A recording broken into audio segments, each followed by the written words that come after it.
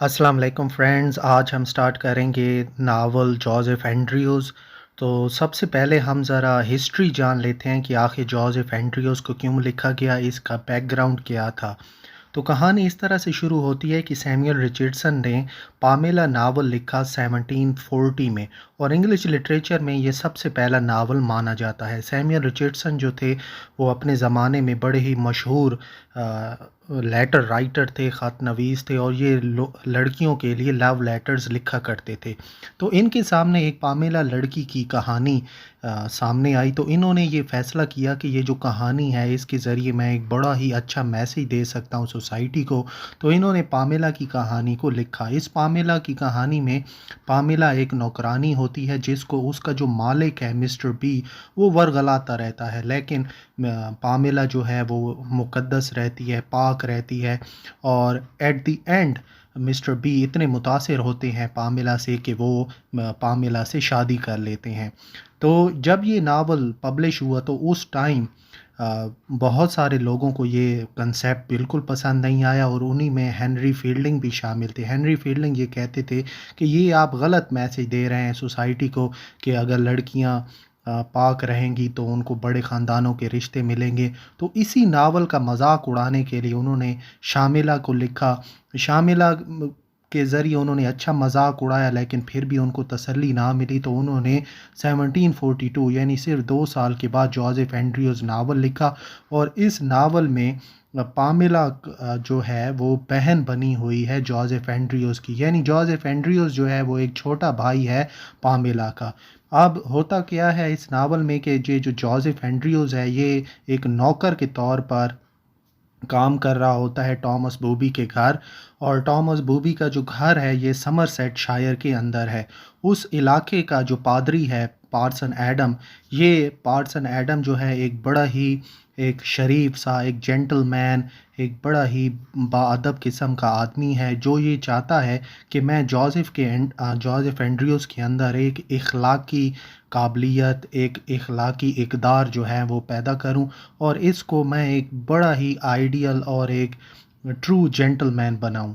तो यहाँ तक हमें ये पता चला है कि जो जोसेफ है वो एक सर्वेंट के तौर पर काम करता है टॉमस बूबी के घर। अब हम नेक्स्ट टाइम ये देखेंगे कि ये जो टॉमस बूबी की जो वाइफ है मिसेस बूबी, वो बिल्कुल उसी तरह वर्गलाने की कोशिश करती है जिस तरह पामेला को वर्गलाया था मिस्टर बी ने। तो यहाँ पर आप ये बात नोट करेंगे कि ये जो जोसेफ है ये बड़ा ही अट्रैक्टिव सा लड़का है, बड़ा ही खूबसूरत ये नौजवान है, और इसको बार बार जो है मिस्टर बूबी जो है वो वर्गलाती रहती हैं। लेकिन ये जो जोसेफ एंड्रयूज़ है ये भी बिल्कुल अपनी बहन की तरह इन सारी जो ये टेम्पटेशन है इसको रेजिस्ट करता रहता है।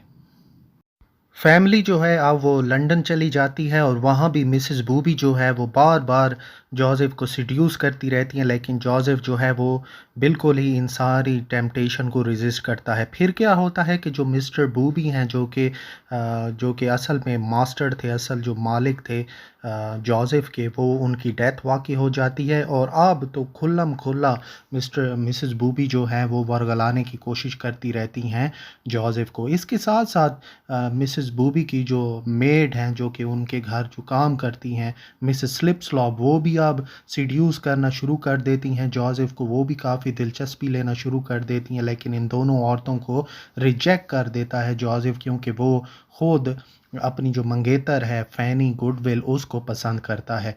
अब मिसेस बूबी जो हैं जब देखती है कि बार बार जोसेफ जो है वो मेरी बात नहीं मान रहा, तो वो इसको जॉब से निकाल देती हैं और जॉब से इसको फारिग कर देती हैं।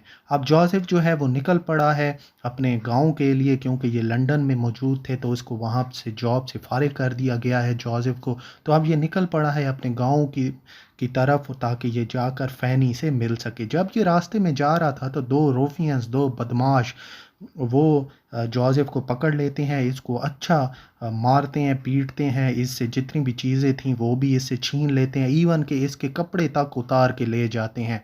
फिर एक स्टेज कोच आती है वहाँ पर। जो लोग हैं जब वो देखते हैं कि जोसेफ एंड्रयूज़ भाई रोड के ऊपर पड़ा है और इसके इवन के कपड़े भी नहीं हैं बेचारे के पास, लेकिन वो लोग इतने बेरहम थे, इतने संगदिल थे कि कोई भी आदमी जोसेफ को कपड़े देने को तैयार नहीं था, कोई भी आदमी जोसेफ को उठाकर वो स्टेज कोच में बिठाने को तैयार नहीं था। लेकिन वहाँ पर एक लॉयर भी होता है, लॉयर उन सारे लोगों को ये कहता है कि तुम लोगों पर इसका इल्ज़ाम आएगा अगर तुमने इस जोसेफ एंड्रयूज़ की मदद ना की। तो वो मजबूर होकर, लोग ना चाहते हुए भी जोसेफ एंड्रयूज़ की मदद करते हैं, उसको उठाकर स्टेज कोच के अंदर रख देते हैं। रास्ते में जो स्टेज कोच है वो जाके रुकती है मुसाफिर खाने में, मुसाफिर खाने में जाकर अंदर डाल दिया जाता है जोसेफ एंड्रयूज़ को। और वहाँ की जो मुसाफिर खाने की जो नौकरानी है बेटी, वो देखभाल करती है जोसेफ एंड्रयूज़ की। और इस जो मुसाफिर खाने का जो मालिक होता है वो होता है मिस्टर टोवोस। तो यहाँ तक हमने ये देखा है कि किस तरीके से बुरा हाल हुआ है जोसेफ का जब वो उसको निकाला गया है जॉब से। अब हम नेक्स्ट देखेंगे कि कौन कौन सी और मज़ीद इसके साथ बुरे हालात पेश आते हैं। नेक्स्ट अब हमें पता चलता है कि पार्सन एडम्स जो हैं वो लंदन जा रहे हैं अपने सरमन्स को सेल करने के लिए, अपने सरमन्स को बेचने के लिए। और ये बिल्कुल उसी ही मुसाफिर खाने में रुकते हैं जहाँ पर जोसेफ मौजूद है। जोसेफ जैसे ही देखता है कि पार्सन एडम्स यहाँ पर मौजूद हैं तो वो बड़ा ही खुश होता है। पार्सन एडम्स जो है वो फाइनेंशियली हेल्प भी करता है जोसेफ की, ताकि वो, क्योंकि उसके पैसे जो थे वो दो बदमाशों ने छीन लिए थे। तो अब पार्सन एडम्स जो है फाइनेंशियली हेल्प करता है जोसेफ की। लेकिन पार्सन एडम्स के पास अब खुद के कोई पैसे भी नहीं बचे। उसने ये फ़ैसला किया कि मेरे जो सरमन्स हैं मैं ये रखा देता हूँ उस मुसाफिर खाने के जो मालिक हैं मिस्टर टोवोस के पास, उनसे शायद थोड़े से पैसे ले लूँ। लेकिन वहाँ पर एक और भी पार्सन बारनबस भी आते हैं। पार्सन बारनबस बड़े ही एक विकेट किस्म के बंदे हैं। वो ऑफ़र करते हैं पार्सन एडम्स को कि मेरे अच्छे ताल्लुकात हैं लंदन के अंदर और मैं तुम्हारा काम करा सकता हूँ, लेकिन असल में कोई बंदा भी तुम्हारे जो सरमन्स हैं उनको ख़रीदने में दिलचस्पी नहीं रखता। ये सारी बातें अभी हो ही रही होती हैं कि वहाँ पर शोर मच जाता है, क्योंकि जो मिस्टर टोवोस की जो बीवी है वो पकड़ लेती है अपने शौहर को बेड पर बेटी के साथ। और यहाँ पर बड़ा ये एक हंगामा होता है और एडम्स और जोसेफ ये प्लान बनाते हैं कि हम यहाँ से निकलें।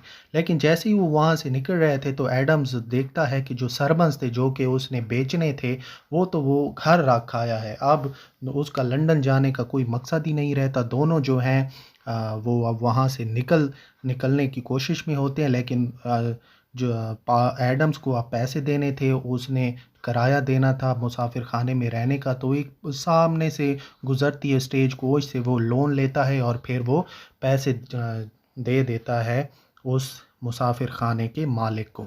अब जोसेफ और एडम्स जो हैं दोनों निकल पड़े हैं अपने घर यानी समरसेट शायर की तरफ। एडम जो है वो स्टेज कोच के अंदर बैठ जाता है, जोसेफ जो है वो घोड़े के ऊपर बैठ जाता है। रास्ते में ये एक और मुसाफिर खाने में रुकते हैं जहाँ पर जोसेफ की लड़ाई हो जाती है। बड़ी मुश्किल से ये वहाँ से अपनी जान बचाकर निकलते हैं। अब जोसेफ और एडम दोनों जो हैं अपनी जगह जो है वो स्विच कर लेते हैं, यानी अब जोसेफ बैठ गया है स्टेज कोच में और एडम्स बैठ गया है घोड़े की पीठ के ऊपर। लेकिन थोड़ी सा ही अभी फासला तय होता है कि एडम्स जो है वो उसे नींद आ जाती है, वो सो जाता है। और जब वो जागता है तो उसको ये भी नहीं पता था कि मैं अपने साथ एक घोड़ा भी लाया हूँ, और अपने घोड़े को वो वहीं पर भूल जाता है और पैदल जो है अब उसने चलना शुरू कर दिया है। तो यहाँ पर हमें ये पता चलता है कि एडम्स जो है काफ़ी भुलक्कड़ इंसान है। नेक्स्ट हम ये देखते हैं कि एडम्स जो है वो एक स्पोर्ट्समैन के साथ उसका आमना सामना होता है। स्पोर्ट्समैन जो है वो बड़ा ही एक प्राउड, एक एरोगेंट किस्म का बंदा होता है। बड़े फ़ख्र के साथ कहता है कि मैंने दुनिया में ये किया है, मैं ये कर सकता हूँ, मैं वो कर सकता हूँ। इसी असना में इसी वक्त एक औरत के चीखने की आवाज़ आती है, और जब एडम जाता है उसकी मदद करने के लिए, औरत की मदद करने के लिए, लेकिन वो जो स्पोर्ट्समैन था जो कि बड़ा फ़ख्र कर रहा था कि मैं ताकतवर हूँ, मैं ये कर सकता हूँ, मैं वो वो कर सकता हूँ, वो वहाँ से चुपके से भाग जाता है। अब एडम जो है उस औरत की मदद करता है और एडम जो है वो देखता है कि उस औरत को एक आदमी जो था वो पीट रहा था, उसको उससे चीज़ें छीन रहा था। तो एडम जो है उस आदमी को बड़ा पीटता है। इतने में कुछ नौजवान लोगों का ग्रुप आता है और वो जो आदमी जो असल में उस औरत को तंग कर रहा था वो इल्ज़ाम लगाता है एडम के ऊपर कि ये अभी मुझसे चीज़ें छीनने की कोशिश कर रहा था, ये मेरे एक रॉबरी है और मुझे बचा लो। यानी असल में जो अटैकर था उसने इल्ज़ाम लगा दिया एडम के ऊपर कि ये मुझसे अभी सब कुछ छीन रहा था।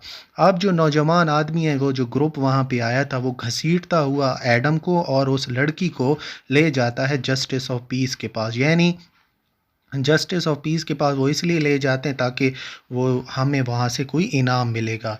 एडम को ये पता चलता है कि वो जिस लड़की का या जिस औरत को मैंने बचाया है वो असल में फ़ैनी है, वही फ़ैनी जो कि मंगेतर है जोसेफ की, और वो मिलने जा रही थी जोसेफ से। जस्टिस ऑफ पीस जो है वो तकरीबन अपनी सज़ा सुनाने ही वाला था कि एडम को ये वाली सज़ा होनी चाहिए कि अचानक साथ ही एक आदमी खड़ा था। वो एडम को पहचान लेता है कि ये तो एक पादरी है और बड़ा ही शरीफ आदमी है। इतने में जिस आदमी ने वो जो आदमी जो कि उस औरत को पीट रहा था, उससे चीज़ें छीन रहा था, वो चुपके से वहाँ से भाग जाता है। अब एडम और फ़ैनी जो हैं वो अगले मुसाफिर खाने में जाते हैं ताकि वो मिल सकें जोसेफ से, और अगले मुसाफिर खाने में जोसेफ और फ़ैनी है जो दोनों की मुलाकात होती है। और एडम के पास कुछ भी नहीं है अब उस मुसाफिर खाने के मालिक को किराया देने के लिए। वहाँ पर एक पैदल चलने वाला आदमी जो है पैडलर, वो उनका जो लोन है वो जो अदा करता है। अब जो तीनों जो हैं अब वो गली के अंदर चल रहे हैं कि इनको अचानक से एक बड़ी ही चमकदार सी रोशनियां नज़र आती हैं और वहाँ से इनको आवाज़ आती है किल देम ऑल, जो मतलब सबको मार डालो, किसी को भी ज़िंदा मत छोड़ना। तो ये तीनों जो हैं ये घबरा जाते हैं और साथ वाले एक घर के अंदर जाकर घुस जाते हैं, अपनी जान बचा लेते हैं।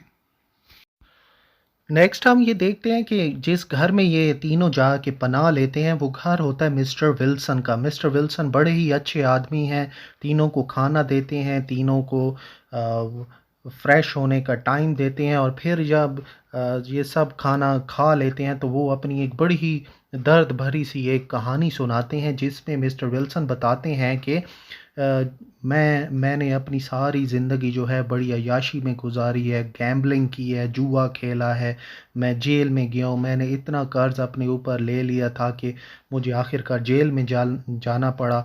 साथ में वो ये भी बताता है कि जब मैं लंदन में था मैं ड्रामाज देखा करता था, मैंने बड़ी ही फैशनेबल ज़िंदगी गुजारी है और अपनी सारी दौलत जो है वो फ़जूल में ज़ाया कर दी है। मैंने एक टिकट ख़रीदा था जो कि टिकट भी मैंने जुए में बेच दिया। बाद में मुझे जेल में पुलिस ने डाल दिया क्योंकि मैंने इतना कर्ज़ा ले लिया था। लेकिन वो जो टिकट मैंने लिया था जो कि मैंने आगे जुए में मैं हारा था, वो टिकट लग गया और उसका 3000 पाउंड जो था वो सामने वाले बंदे ने जिस पर मैं टिकट हारा था उसने 3000 रुपया, सॉरी 3000 पाउंड जो थे वो जीत लिए। तो उसी आदमी की बेटी जिसने वो टिकट लिया था, उसकी बेटी ने मुझ पे रहम खाया और वो आ गई मुझे जेल से छुड़वाने के लिए। वही मेरी आगे जाके बीवी बनी। हमने लंदन को छोड़कर हम एक गांव में आके हमने रहना शुरू कर दिया और हमारा एक बेटा भी पैदा हुआ, लेकिन वो जो बेटा था किसी ने हमारे घर से उसको किडनैप कर लिया।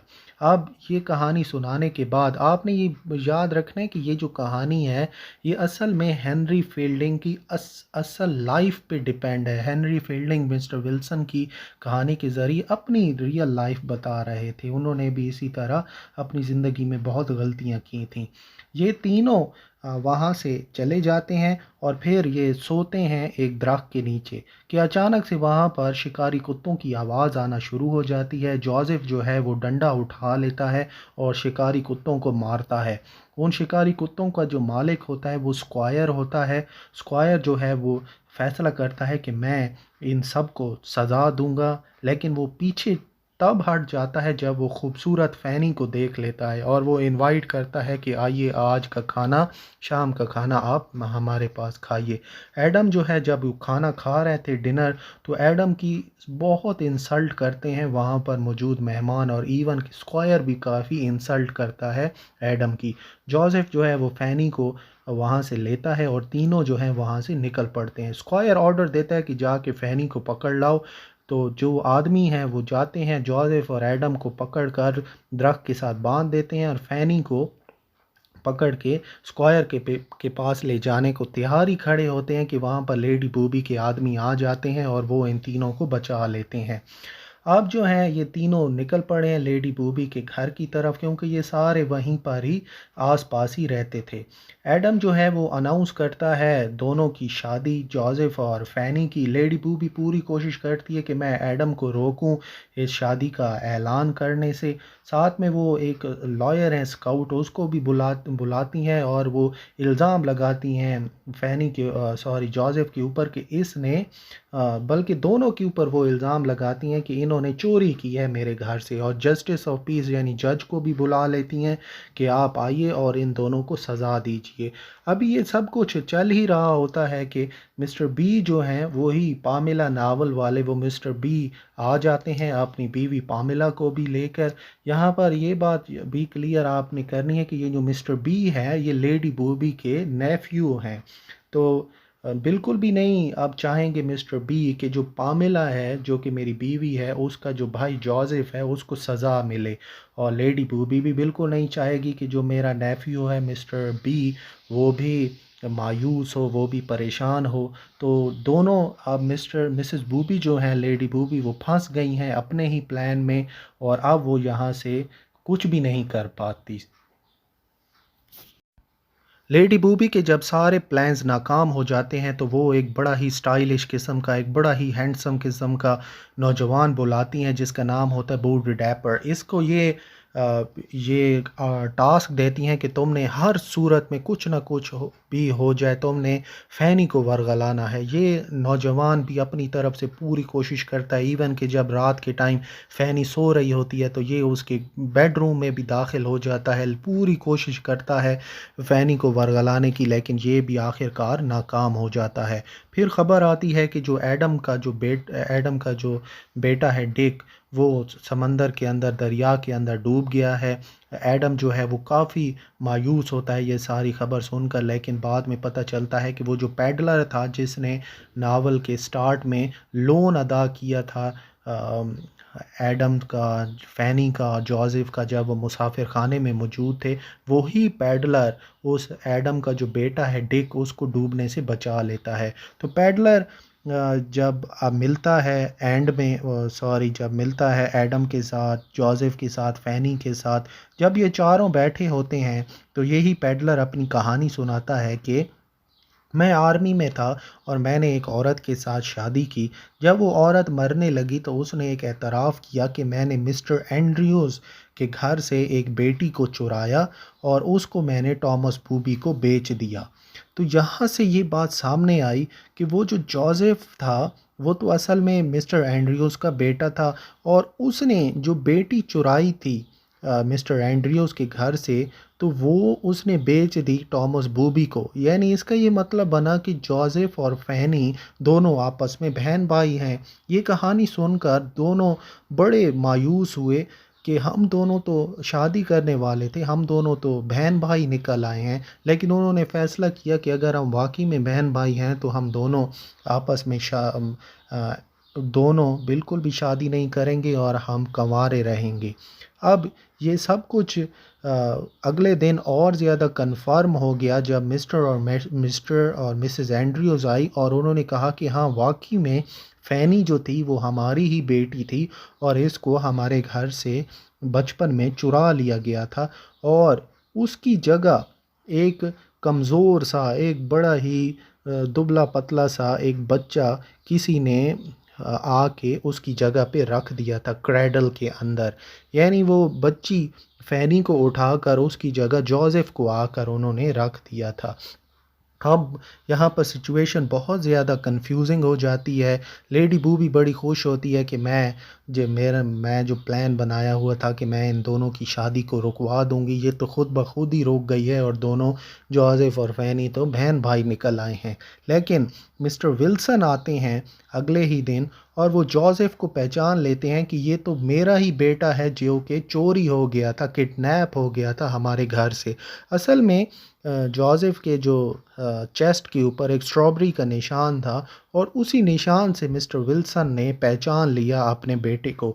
यानी मिस्टर ये जो जोसेफ है ये असल में इन रियलिटी मिस्टर विल्सन का बेटा था और वो स्ट्रॉबेरी के जो निशान से उसने अपने बेटे को पहचान लिया था। और सारे यहाँ पर बड़े खुश हो जाते हैं और जोसेफ और फैनी की आखिर में शादी हो जाती है और इस तरह से ये नावल ख़त्म हो जाता है।